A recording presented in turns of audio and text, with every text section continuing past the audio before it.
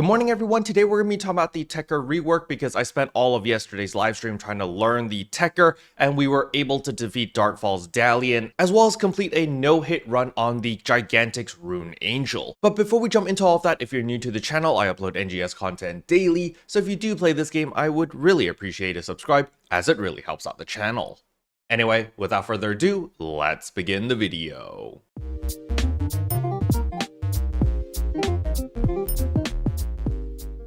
So the very first thing I want to talk about is, how is the Techter rework? Is it good? Is it bad? And I must say that it is incredibly good. It's very similar to what the Braver playstyle is. So if you enjoy playing the Braver playstyle and you enjoy that sort of fluidity, the Techter flows as well as the Braver. It feels very, very fun to play.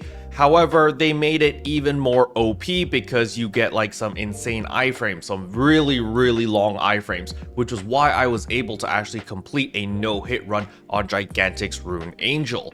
As you guys can see in the B-roll right now, I'm just going to play it while I talk, but we defeat Gigantic's Rune Angel over here without getting hit a single time, as all of my friends around me are all dying, but nevertheless, we don't get hit, which is absolutely amazing. So the Techter rework is really good in the sense that it feels good to play the class. Cycling through all of your different PAs, cycling through all of your different techniques, it's a feels good class. Now as for the pacing or the playstyle speed, it is slightly slower than the Braver because you are swinging a gigantic hammer or a wand to beat the living daylights out of the enemies. As chat was basically insinuating over here, we are bonking people and sending them into horny jail.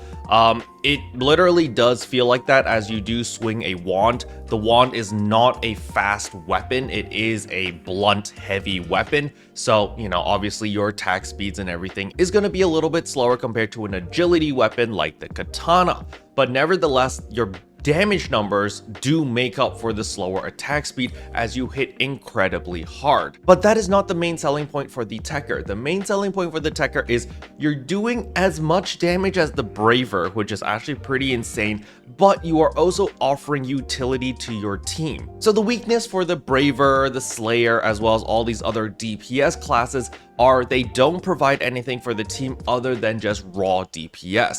Unfortunately, Braver now is starting to fall behind compared to all of the other classes. Now, it's not as bad as Force yet, but as time goes on, as all these other classes are getting reworks, everyone is pulling ahead and the katana is starting to fall behind. Well, you know, if we talk about the bow is way behind. So Braver is in need of a rework in the near future, hopefully sometime next year, because even a Techter, which is a support class, is pulling way ahead because it's got this awesome rework. Now, previously, the Ranger also got a rework, and the Ranger is also incredibly powerful now. So basically, every class that has gotten a rework has improved significantly, with the exception of the Gunner. I don't know what happened with the Gunner. They reworked it, and it just wasn't good. So for those who don't know what classes have gotten a rework, it has been Fighter, Bouncer, Gunner, Ranger, as well as Techter. These are all the classes that have gotten a rework,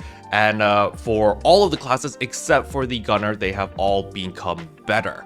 So here comes the big money question: should you try Techter? Personally, I can recommend Techter. I think it's a fairly straightforward and simple class to learn the basics, as I literally learned it in under 6 hours to play it like at an okay level. You know, being able to clear Darkfall's Dalian and not being like full carried and doing more damage than my Braver in Darkfall's Dalian was kind of like a what the hell moment.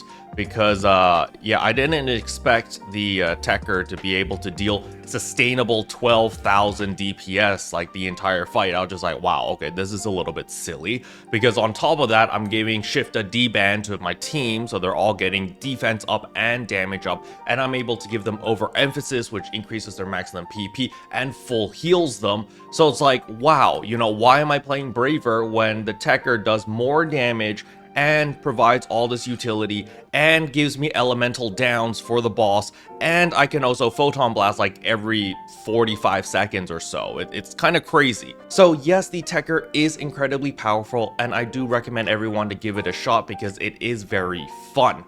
Now, there are some weaknesses to the Techter. The first one is I did not use a Talis. I've only played with the wand. The wand feels incredibly fun. However, I've heard that the Talis is not as amazing as the wand. So if you did prefer to play a range Techter, like, you stand in the back lines while supporting your team, that type of playstyle, it might not be as big of a change as the melee Techter. The melee Techter, the one where you pretend you're a paladin and you run in and you bonk everyone and you beat the living daylights out of all the mobs, that playstyle is absolutely amazing. And as I said earlier, it does feel like the Katana Braver. You go in, you counter, you sidestep, you do all of your different combos.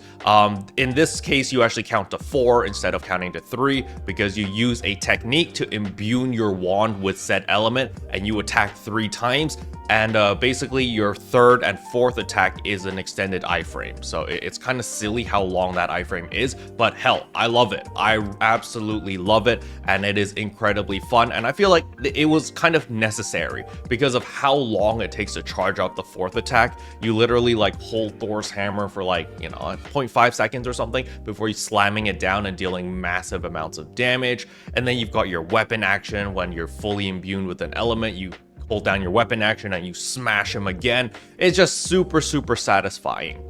Now, the only thing that does take a little bit of time to wrap your head around is you have to imbue your weapon with the right element. So basically, as you can see from my weapon palette over here, I have every single element. So I've got lightning and wind over here, light and darkness, as well as fire and ice. So you basically need to have all the different elements in your weapon palette because you are going to be imbuing your wand, or in my case, my Thor's hammer, that the enemies are weak to. Because if you use the wrong element, you are losing out on quite a significant amount of damage. So for bossing, this is absolutely amazing. However, for single target, it is a little bit tedious, especially if there's a bunch of enemies that are weak to different elements. You have to like keep switching elements and stuff like that. So it does feel a little bit tedious, a bit like the Force. However, it makes up for it because you do like metric butt tons of damage, unlike the Force where you still deal peanut damage even if you play perfectly.